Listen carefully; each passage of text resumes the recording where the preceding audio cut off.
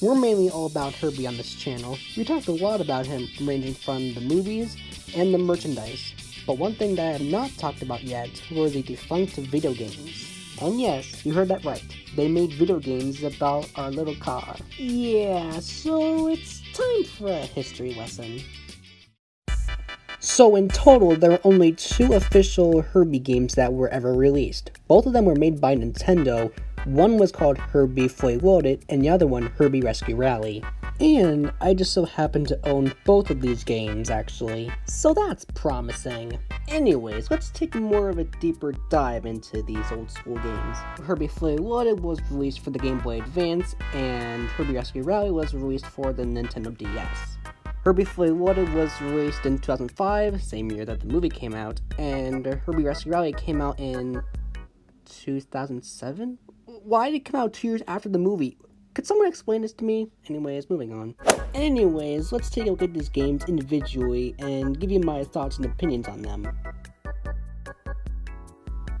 So for Herbie Fully Loaded, the storyline is... there really is no storyline to it. So Maggie would show up, say something, and it was off to the races you went. The overall gameplay plays out similar to that of a Mario Kart game, where you would drive around, and instead of having blocks, you would run into stars, and then when you pressed a button, you were able to do a trick. For example, if you got the green star, you could jump up and down. Another thing they added is that in the top right corner, you would see Herbie, and he would show different expressions, where he would look upset or happy in some way. There are also different modes you can play in. You can either play in story mode or free mode. I constantly remember as a child, whenever I played this game, I remember getting mad at myself every time I lost, and I would start at the very beginning whenever I played on story mode. Yeah, don't play on story mode, guys. It sucks. But, and overall, this actually was a pretty fun game at the time. Anyways, let's move on to the next game, which is Herbie Rescue Rally. So unlike Herbie Fully Loaded, Herbie Rescue Rally actually has a storyline to it. We meet our main human character, Louise, who lives with her parents at an animal sanctuary.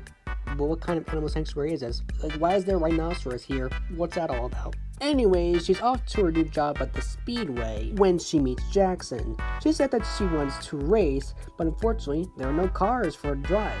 But then Jackson remembers about old Herbie. Anyways, she gets paired up with Herbie, which I must say, he looks great in this game, unlike how he did in the unaired TV pilot.